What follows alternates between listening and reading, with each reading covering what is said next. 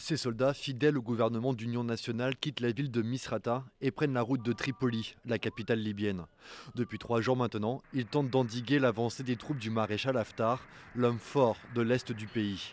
Après une courte trêve cette nuit, les troupes de l'autoproclamée Armée nationale libyenne dirigée par Khalifa Haftar ont mené un raid aérien sur la banlieue de la capitale où siège le gouvernement d'union nationale du Premier ministre, reconnu par la communauté internationale. Le pouvoir annonce une riposte sur l'ensemble du territoire. Nous avons œuvré pour la paix, mais après l'agression qui a eu lieu par les forces du maréchal Haftar et sa déclaration de guerre contre nos villes et notre capitale, nous allons répondre par la force et la fermeté.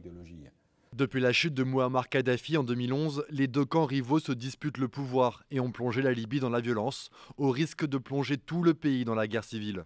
Depuis le début de l'offensive, au moins 21 personnes ont été tuées et 27 autres blessées.